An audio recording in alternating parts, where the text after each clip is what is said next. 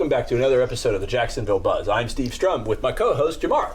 This morning, we happen to have two fabulous people from two different industries here to talk about what's happening in Northeast Florida. We have April Purdie from the Minds of the Future Academy, a private STEM school here in Jacksonville that is funded and freed by generous donations both from the state and local. And we have Kristy Possert from Golden Anchor Real Estate Company, who's an expert in some of the population growth explosion here in Northeast Florida. Good morning, everybody. Good morning. All right, so let's talk. So here's what we got to talk about today. So we got a real estate person, and we got an educator.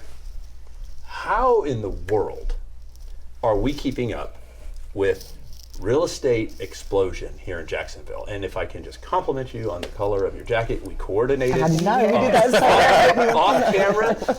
Purdie's shoes match my scarf. Yes. So, talk to us a little bit about what's going on this morning on the population explosion of Northeast Florida. We're seeing a lot of people move to the Clay County, Duval County, St. Johns County, Nassau County. We're exploding over here, so we're having to do a lot of new construction. You're seeing a lot. Our inventory is still a little bit down, so our prices are still kind of remaining a little high.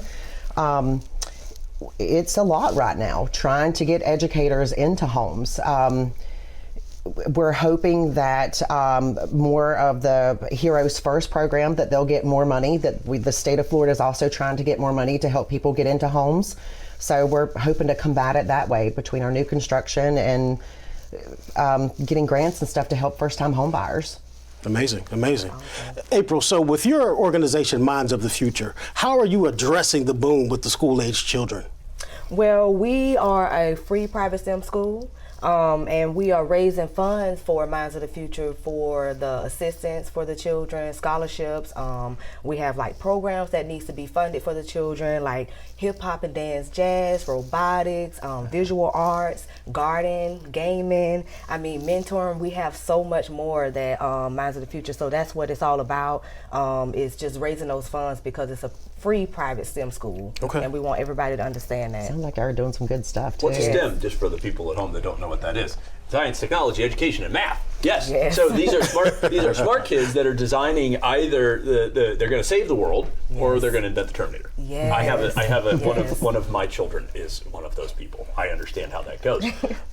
So what do you see as far as happening around the corner? So you are going to be continuing to grow Minds of the Future. Yes. You are trying to get into a scenario where we are trying to find homes for people. Mm-hmm. As we look at what's going to happen, 24, 25, you talked about the pricing of real estate in economically desirable areas, just very, very high.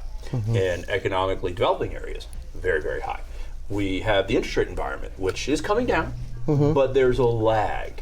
So what are you seeing as far as in the next year or two as people are relocating and then as they're looking for educational opportunities for their kids? Like, what are you seeing around the corner?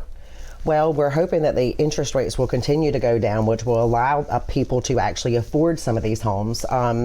We're also hoping more money comes available to our home buyers and stuff. Just try to really stay on top of everything in the markets and what's going on and what people can afford and just trying to be honest with them.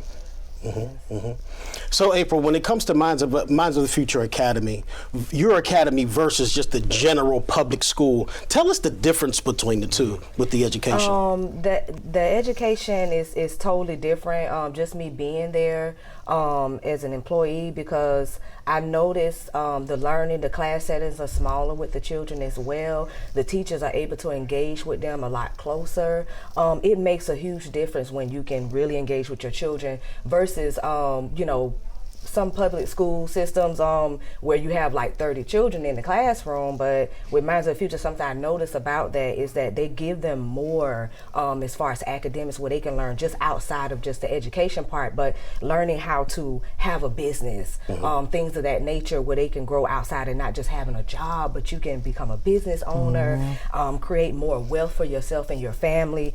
I just love everything about Minds of the Future and how they operate, the vision for the children.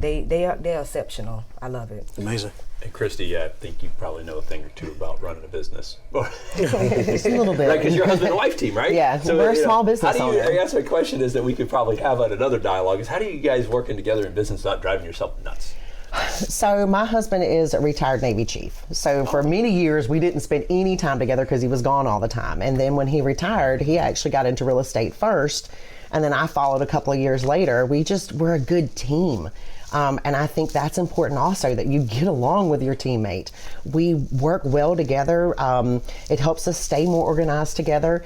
We also have 2 daughters. So it's if something's going on with one of the kids, one of us can handle one of the real estate things. So you always have somebody that's available to you.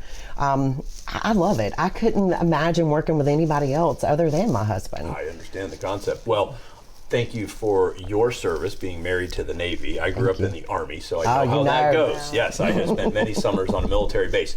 Okay, lots of stuff we can unpack. We could talk about homestead exemptions. We could talk about fundraisers you're getting ready to have. What we're going to do is we're going to list your guys' information on the dailynewsnetwork.com, which is our website, and we're going to list all the stuff about real estate for you. We're going to list all the stuff about fundraisers you guys have coming up for you, so you can both help and support the community here in Northeast Florida. But thank you guys for joining us today, as always. And thank you guys for being on the show. Thanks for joining us on the Jacksonville Buzz. If you like us, share us. Remember, live with gratitude.